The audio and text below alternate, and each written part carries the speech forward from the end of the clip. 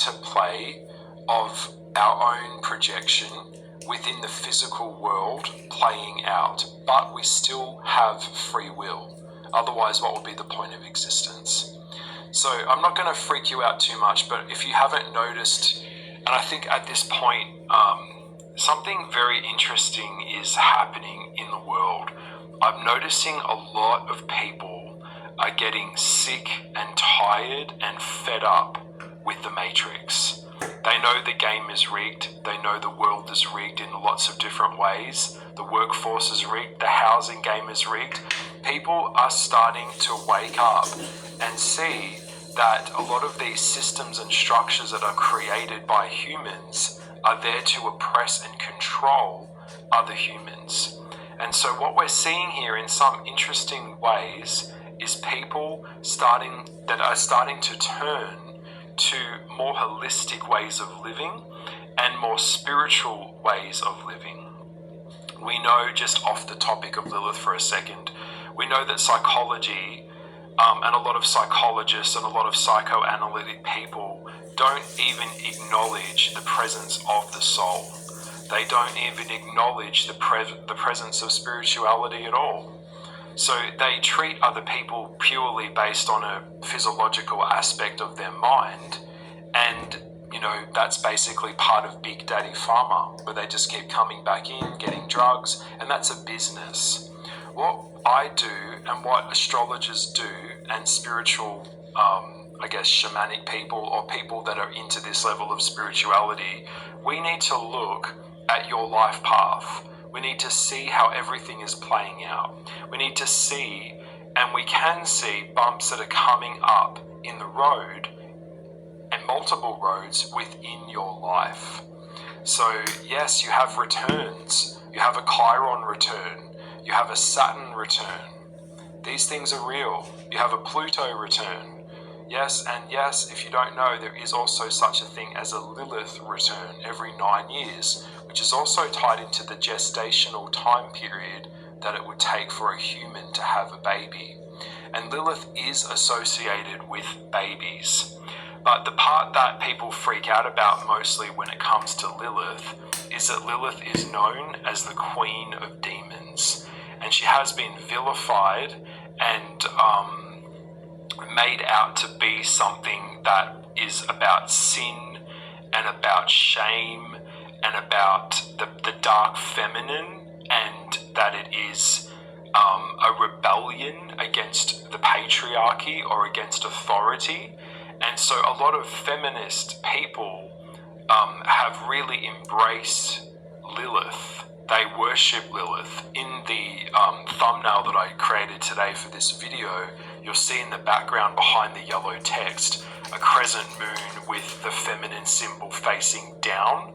That is actually the symbol of Lilith, but Lilith herself actually does have a sigil. So if you don't know what a sigil is, just cutting it really simply, is a shape or a sign that can be encased or made or by with your finger in blood or your finger in ink, whatever. It's a drawing, however way you do it in pen. It is a sigil that is used as a calling card to the spiritual world.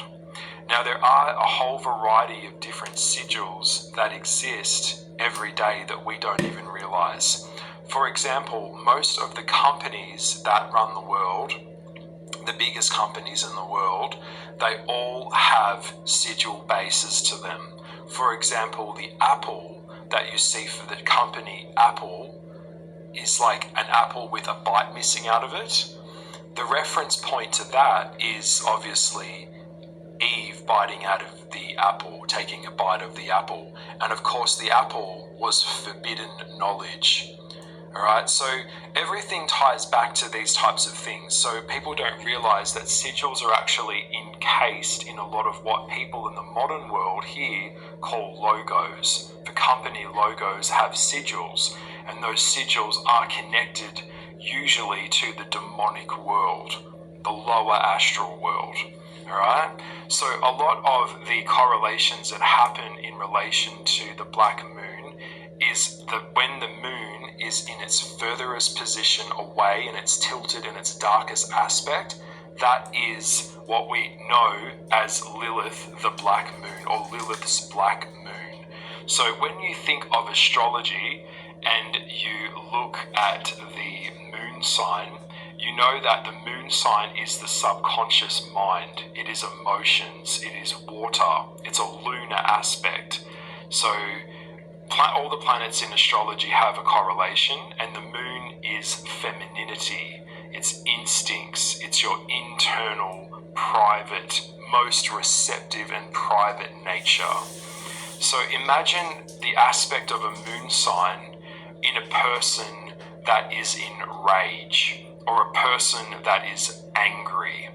Alright, so we know that in the world, the most incarcerated two signs the most incarcerated, when I say incarcerated, that means jail time, people that are serving time in jail, incarceration, that is always Cancer, which is ruled by the moon, ruled by emotions, the tidal pool, Gemini, and Sagittarius.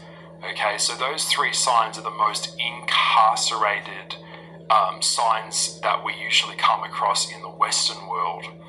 But I always find it interesting because if you've ever met a Cancerian that is dark-sided in nature, they are particularly vicious, as can be a Scorpion as well. I mean, we all can be, but to certain degrees. But emotions can be used to fuel rage and fuel power. You know, the term anger can get things done, but anger in itself is a cover emotion, and there is a lot of aspects that are tied into Lilith in astrology when someone is rageful, vengeful, and in a lot of cases, a lot of people look at Lilith without really wanting to go deeper like I'm doing now and look at the backstory of what this archetype is really based on.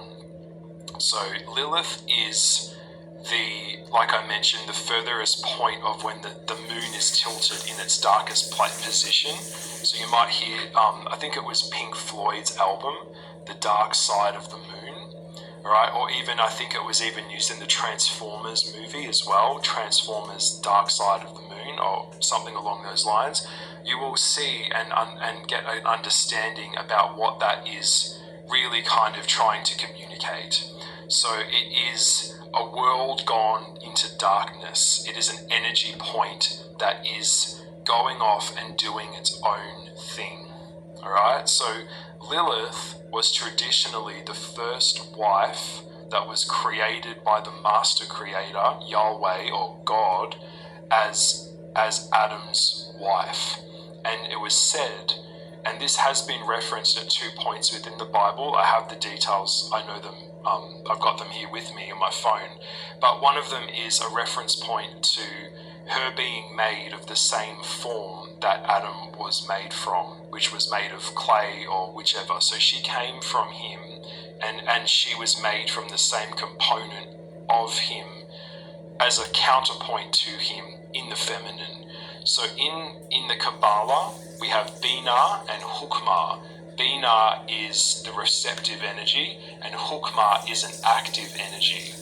In nature, and even in plants, and in all aspects of the divine, all things are generally separated by form and structure in the male or the female, which is the feminine or the masculine.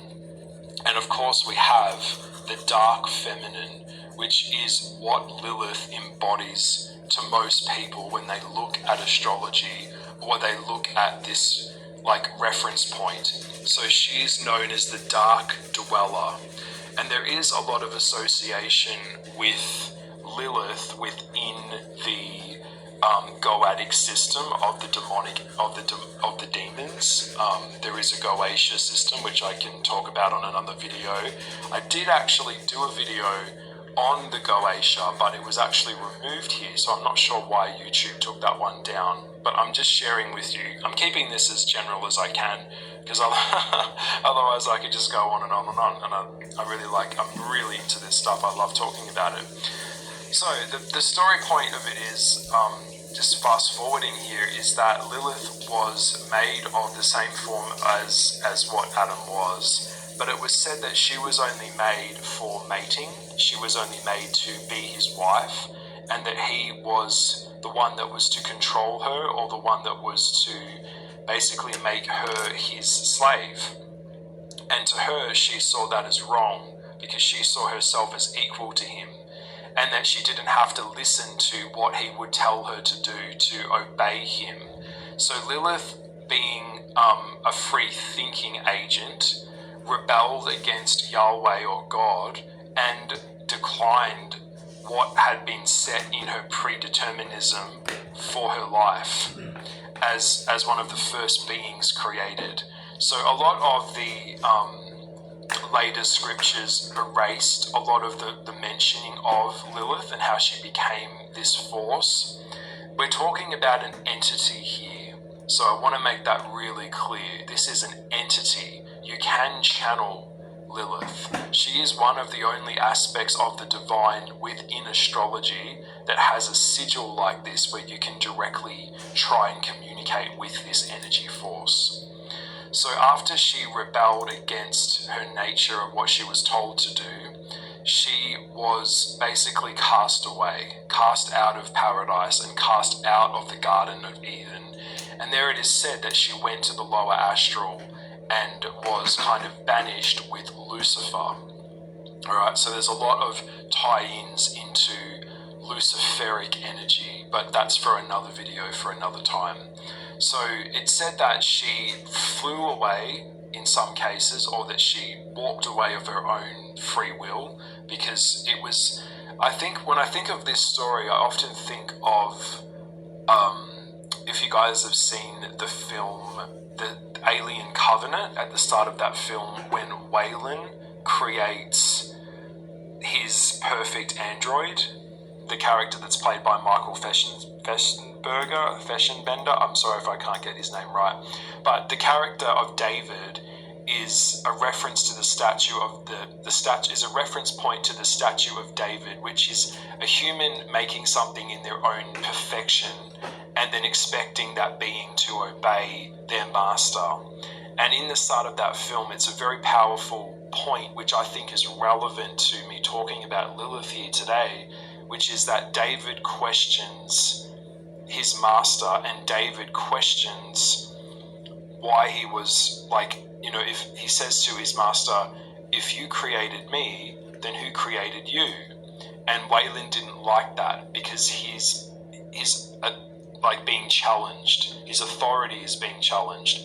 One of the things that people will often talk about is a sadomasochistic nature that is associated with the concept of God in a conventional Christianic sense, which is that someone or a being created you in their own image, then created a maze, puts you in the maze like a little rat, and then punishes you if you disobey the system. Alright? So all of that is connected to this point that is referred to as Lilith. Okay, so I hope all of that made sense. So Lilith doesn't just apply to the divine feminine within a woman in the female form, the true female form. It is also applied to within all charts and aspects of natal charts. Okay, so I have Lilith in my chart, you have Lilith in your chart, and that aspect to where Lilith sits within your chart and the degree and the house it plays out in correlation to the rest of your chart will determine how it's going to play out within your life. Okay, so Lilith can be is in rebellion, particularly against marriage or particularly against union. So Lilith is about freedom. It's about okay, I mean, when I think of Lilith, it's really an aesthetic thing as well. When I think of Lilith, I personally, and I think everyone that's listening to this will have their own interpretation of what Lilith and the archetype of Lilith looks like, but it is, to me, a sophistication, and it's not like a little bubbly girl that is very sweet and like kind and just does what she's told, like a sex doll. Lilith is more like a dominatrix energy. It's like a woman that chooses, instead of like a really nude lipstick, she's choosing a blackberry lipstick and uses her sexuality and her beauty and her sensuality to attract and allure and control people and even exact revenge through sexual power. So it's about the repression of sexuality within a being and then them reversing that backwards and using it against people. All right, one of the films that comes to mind, which I highly recommend, and I think it is available